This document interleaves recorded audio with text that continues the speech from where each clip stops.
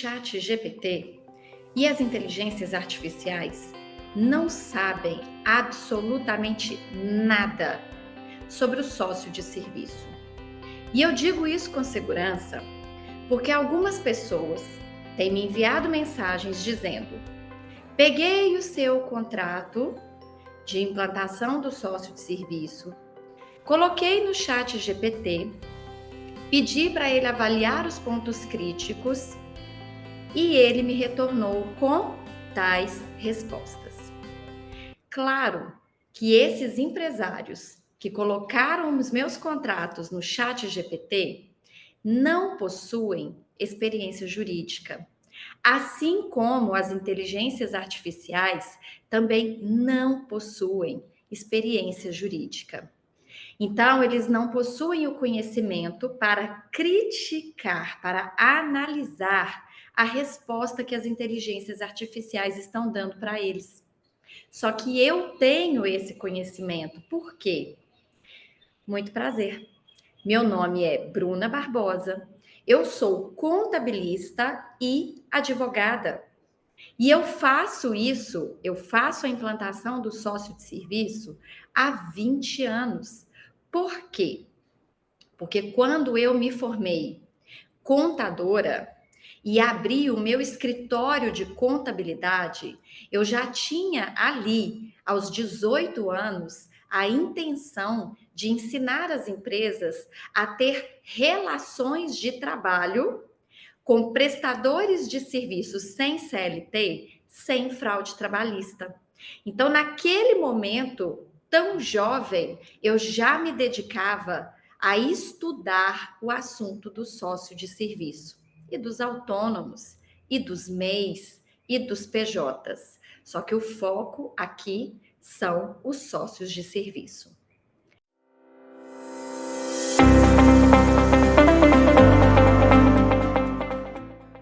Ao longo da minha carreira, eu desisti do escritório de contabilidade ao me formar na faculdade de Direito.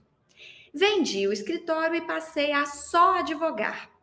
E pude ver como que, na prática, a justiça civil julga quando um sócio de serviço questiona o contrato societário lá nas varas de direito empresarial, de direito societário, de direito civil, porque é ali que é julgado o assunto direito societário.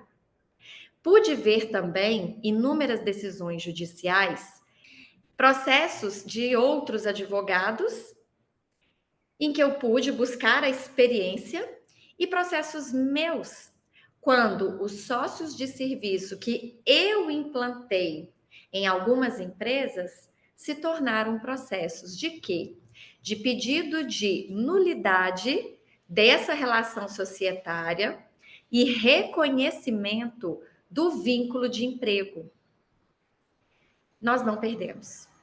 Nós não perdemos porque antes que eu começasse a implantar os meus, eu já tinha estudado os enfrentamentos da Justiça do Trabalho em matéria idêntica e já tinha visto por que aqueles advogados estavam perdendo. E eu não queria perder. Por quê? Desde 1916 que o sócio de serviço está previsto na nossa legislação. No ano de 2002, teve uma reforma no Código Civil e o sócio de serviço ficou nos artigos 1006 e 1007, dentro da sociedade simples. Então, ele sempre esteve ali.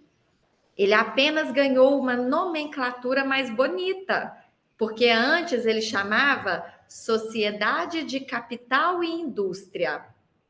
Com essa mudança no Código Civil de 2002, ele se tornou sócio sem capital.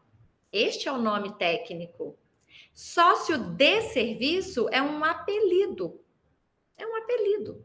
Só que fica mais fácil da gente se comunicar através dele, ele faz mais sentido do que sócio sem capital. Quando nós usamos a expressão sócio de serviço, fica muito claro, nessas duas palavrinhas, que ele entra com conhecimento, que ele entra com mão de obra, que ele entra com o serviço e não com dinheiro. Então, isso já fica muito claro de todo mundo entender. Só que ele está dentro de uma modalidade societária chamada sociedade simples. Então, ser uma sociedade simples não tem absolutamente nada a ver com a sua composição tributária. Se a sua empresa hoje é optante pelo Simples Nacional, ela continua nesse formato. Se a sua empresa hoje for optante pelo Simples Nacional, assim ela continua. Ter sócio de serviço não vai modificar o seu regime tributário. Se a sua empresa for lucro presumido ou lucro real, assim ela continua. Repito, o sócio de serviço não vai interferir no seu formato tributário.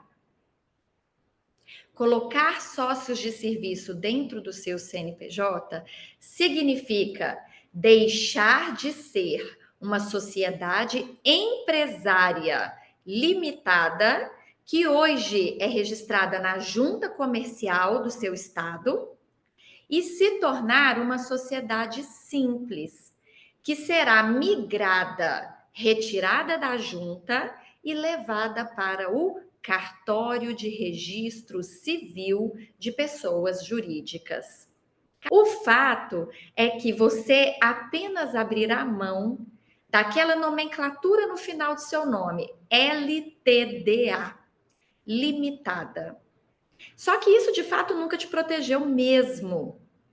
Porque na Justiça do Trabalho, quando a empresa não paga uma condenação, ela desconsidera a personalidade jurídica e executa o patrimônio dos sócios proprietários, dos sócios capitalistas. No direito do consumidor, a mesma coisa. Se você tem uma condenação no direito do consumidor e não paga, o juiz vai desconsiderar a personalidade jurídica e vai no CPF dos sócios capitalistas. No tributário, se você ficar com dívidas tributárias, o fisco vai alegar confusão patrimonial, fraude na administração e vai executar o CPF dos sócios, especialmente do sócio administrador. E as dívidas bancárias, os empréstimos que você contrai no mercado, sempre o banco exige a assinatura dos sócios pessoas físicas como devedores solidários. Para o caso da empresa não pagar, ele poder acionar o CPF dos sócios ilimitadamente. Então, na prática, aquele LTDA já não te protegia mesmo. Mas para você incluir sócios de serviço, é obrigatório abrir mão deste LTDA. Porque o sócio de serviço não assume dívidas da empresa, não assume riscos do negócio, porque ele não tem capital, ele não comprou cotas, então ele não assumiu aquele risco do empreendimento.